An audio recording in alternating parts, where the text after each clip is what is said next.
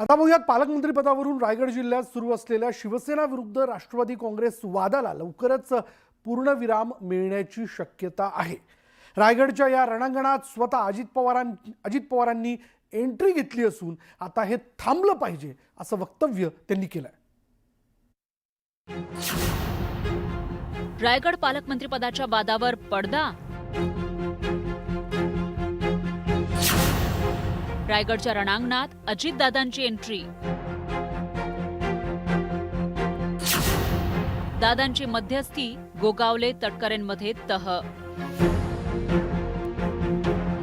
रायगडमध्ये महायुतीतील 2 मंत्र्यांमधील राजकीय वैर सर्वश्रुत आहे।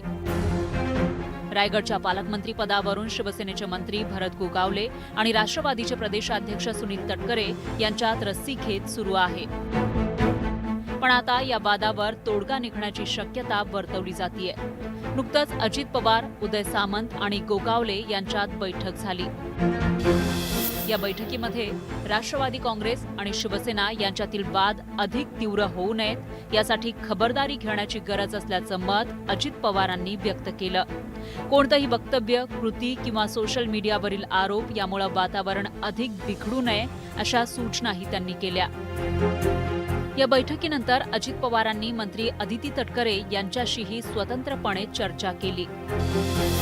रायगडमधील राजकीय संघर्षामुळे महायुतीच्या प्रतिमेला धक्का बसू शकतो याची जाणीव ठेवून सर्वांनी खबरदारीनं वागावं असा सल्ला अजित पवारांनी अदिती तटकरेंना दिल्याचं बोललं जातंय।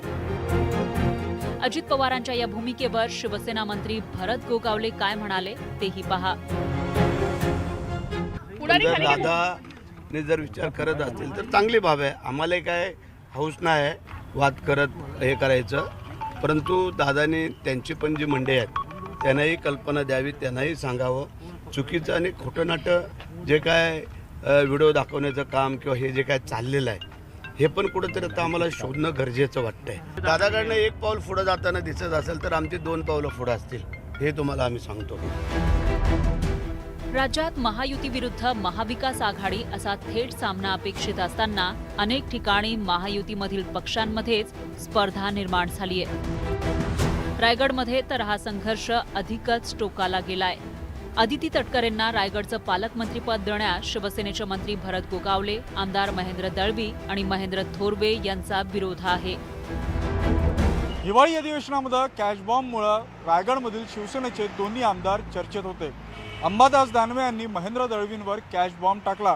त्यानंतर शेकाप नेत्या चित्रलेखा पाटील यांनी महेंद्र दळवीवर टार्गेट करत असताना भरत गोगावले यांना देखील लक्ष्य केलं होतं। या दोन्ही प्रकरणी सुनील तटकरे यांच्यावर आरोप करण्यात आले होते। आता थेट अजित पवारांनीच स्पष्ट संदेश दिल्यानंतर रायगडातील शिवसेना राष्ट्रवादीमधील वाद संपण्याची चिन्ह आहेत। पण अजित पवारांची शिष्टाई कामी येणार का हे आगामी काळात स्पष्ट होईल। Bureau report, news 18 Lokmat.